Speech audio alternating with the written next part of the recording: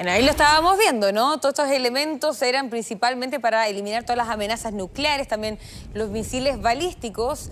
Sin embargo, cuando se le ha consultado a las autoridades, efectivamente se logró la destrucción necesaria. No hay una respuesta tan clara. Por ejemplo, el vicepresidente de Estados Unidos dice, bueno, hay un 60%, ellos necesitan un 90% para poder avanzar en una arma nuclear, pero hay poco detalle, pocas pruebas de que eventualmente y efectivamente se haya logrado destruir estos espacios. ¿Cómo ves ese escenario considerando que Donald Trump dice, bueno, puede volver la paz, pero puede volver la paz y todavía no afirman y constatan que efectivamente ya se eliminaron esas bases? No hay cómo saberlo hasta que no haya un informe de inteligencia de la inteligencia que está en el terreno. Claro. O sea, en algún minuto vamos a descubrir que a lo mejor lo que vemos arriba sobre la base de Fordow son las perforaciones de la bomba. Claro. No sabemos cuánto penetró, no sabemos qué daño hizo. Probablemente parte de la estructura del cerro se cayó sobre las instalaciones, no lo sabemos. Esa información va a venir en algún instante por el Mossad o por algún otro agente de inteligencia que exista.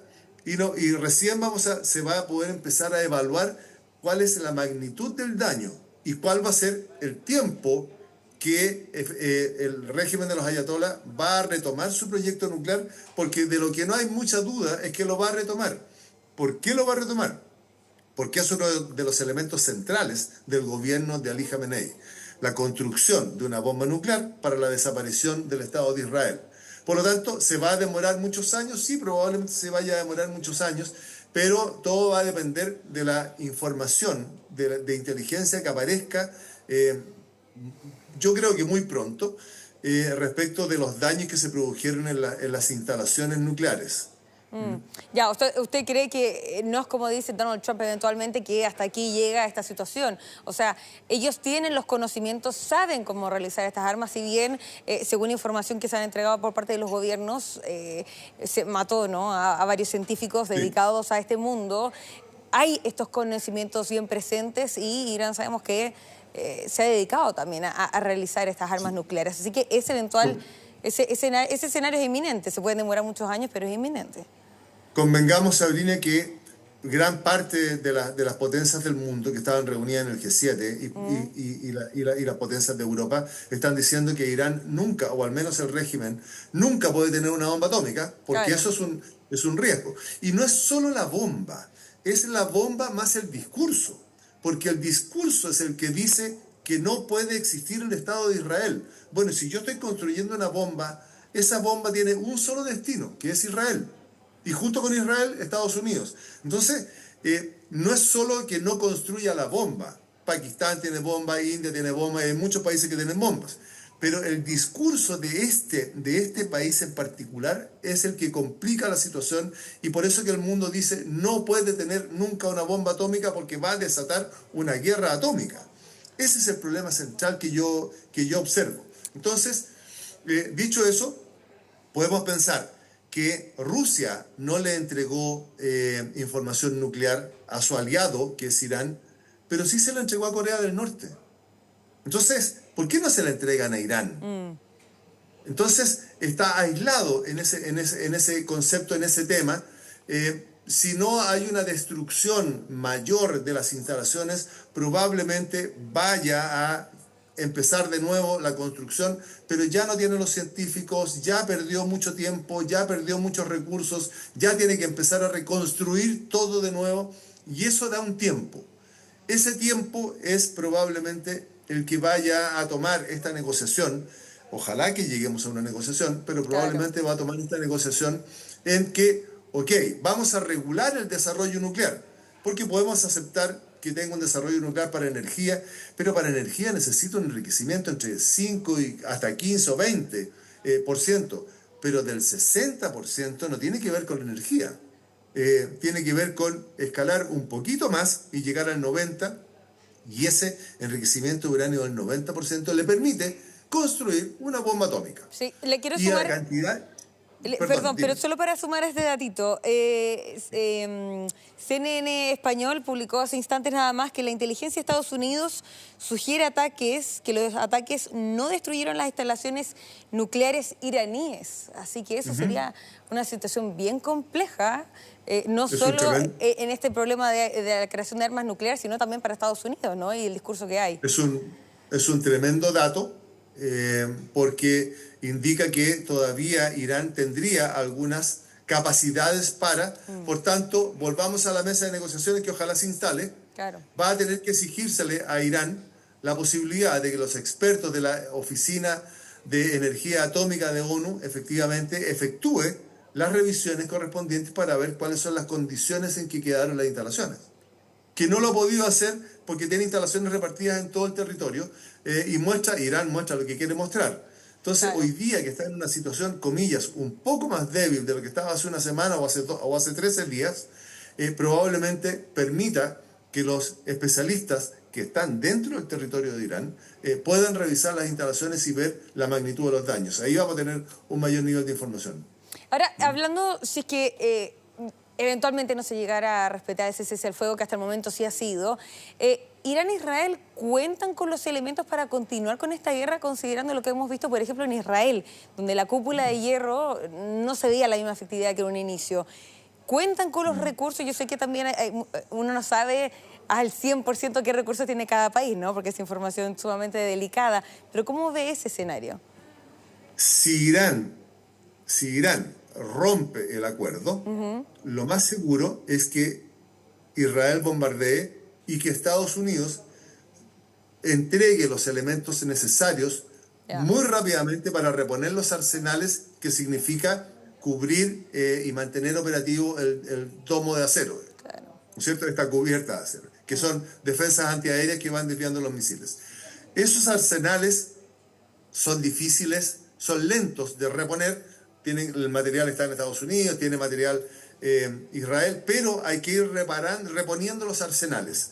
Y eso lo puede entregar Estados Unidos rápidamente. Si es Israel el que rompe el cese del fuego y rompe las negociaciones, probablemente la actitud de Estados Unidos sea: amigo, arréglesela solo.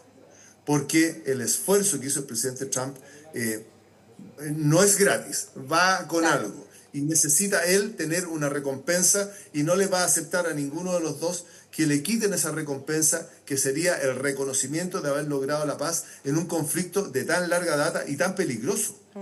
Tan peligroso. Recordemos que vamos detrás de una bomba atómica, entonces es tremendamente peligroso. Entonces, ¿usted no ve mayor tensión en la relación que pueda quedar entre Israel y Estados Unidos luego desde las declaraciones de Donald Trump, ¿no? Pero ¿qué pasa con Irán? No. Que no, hemos visto poco respaldo, por ejemplo, desde China a Irán, desde Rusia a Irán. Hay algunos diálogos, ¿no? Pero no mucho más allá que eso. Y eso que Irán en su momento también apoyó a Rusia en la guerra contra Ucrania. Si nos ponemos, Sabrina, en un escenario un poco más grande, aquí lo que hay es una disputa entre Estados Unidos y China respecto de quién va a ser la primera potencia mundial de la mitad del siglo en adelante. Esos son los plazos. Entonces, todo lo que sucede aquí tiene que ver también con ese conflicto que es enorme. La demostración que hizo Estados Unidos, la demostración militar que hace Estados Unidos, es de una envergadura mayor. Desde el Índico destruye con misiles Tomahawk, desde los submarinos, desde naves sobre superficie, mueve los B-2, que los B-2 necesitan una tremenda estructura para llegar al objetivo, porque hay que defenderlos. Entonces necesitan una tremenda estructura que va con ellos, necesitan reabastecerlos. Hay varias cosas que hacer, hay varias cosas que hacer para que el B-2 cumpla su objetivo a tan larga distancia, porque es una distancia enorme. Por tanto, China está mirando esto, China no se ha metido, China no ha participado, China solo ha hecho alguna declaración a partir del canciller Wang Yi, que dice, ok, tenemos que tiene que volver la diplomacia, y la verdad es que estamos en el medio de una guerra, tratando Estados Unidos de imponer la diplomacia, lo debiera estar haciendo la ONU, lo está haciendo Estados Unidos, y China diciendo que tiene que volver la diplomacia, pero fuera de juego. Claro. Rusia Rusia, que en algún instante se pensó que podía apoyar, se pensó que la reunión que tuvo el canciller iraní con Vladimir Putin iba a generar algunos elementos de apoyo, no ha generado ningún apoyo. Todo lo contrario. Medvedev señala que Rusia podría apoyar con material nuclear a Irán. Y eso generó una demostración de poder, nuevamente, del presidente Trump, donde en su plataforma le dice a Putin, al presidente Putin, explíqueme esto. Y nuevamente, horas después, aparece Medvedev diciendo que efectivamente Rusia no va a apoyar a Irán. Por tanto, Irán está aislado de sus aliados y está aislado del mundo musulmán árabe, porque después del ataque a Qatar que generó ayer, hubo una declaración de los países del Golfo y una declaración de Arabia Saudita en que era inaceptable el ataque a un país del Golfo, a un país musulmán, a un país árabe. Entonces, Irán está absolutamente solo, está absolutamente débil y no le quedan más alternativas que sentarse a conversar. Claro. Entonces, ¿cuáles son las posibilidades? Bueno, las que le pongan arriba a la mesa, pero ya no se sienta a la mesa con un revólver, lo pone encima, como era la posibilidad de la bomba atómica.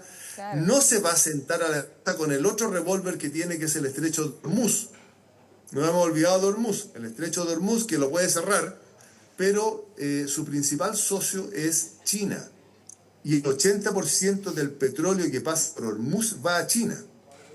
Entonces, no creo que Irán, que está aislado, le vaya a generar ese daño a su principal socio. Sí, un escenario bien complejo. Ahora, por temas de tiempo, bien cortito, le quiero preguntar cómo ha visto la reacción de nuestro país. Algunos apuntan que las declaraciones del presidente fueron apresuradas. ¿Cómo lo ve usted? Es difícil porque se empiezan a juntar cosas. Ya. Es difícil porque va contra Estados Unidos y además va a la reunión del BRICS. Entonces, Estados Unidos saca una declaración para la reunión de la OEA, dice América Latina que tiene que decidir a qué lado está. Entonces es complicado porque nosotros nos estamos involucrando en un conflicto que no es nuestro, tenemos un aliado natural que es Estados Unidos, que lo tenemos aquí al lado, por tanto, cruzar la vereda y ponerse al lado del otro es sumamente complicado. Y cuando Estados Unidos dice América Latina tiene que elegir, no está mirando a toda América Latina, sabe a quiénes tiene que mirar. Sabe que Brasil está en el BRICS y que va a seguir en el BRICS. Pero hay otros países, como nosotros, en que todavía estamos tratando de saber si nos ponemos en una vereda o en la otra vereda. Además, estamos peleando por la visa Wiper. Claro, pero fue un error a su juicio. Que no nos corten la visa. Entonces, si además de sacar una crítica, sacar una segunda crítica, y además me voy a la reunión de los BRICS, la verdad es que no estamos pensando fundamentalmente en los intereses de Chile, y no es una crítica, sino que es un sentir, y estamos manejando las relaciones exteriores desde los sentimientos personales y no necesariamente de los intereses de Chile. Al menos así se ve por las acciones. Probablemente yo no tengo todos los antecedentes que tiene el presidente, pero así se ve desde afuera. Perfecto. Jorge Sanz, analista internacional, muchísimas gracias por esta interesante conversación en torno a lo que está pasando en el Medio Oriente. Que esté muy bien. Encantado, Sabrina, que esté muy bien. Muchas gracias. Igualmente, hasta luego.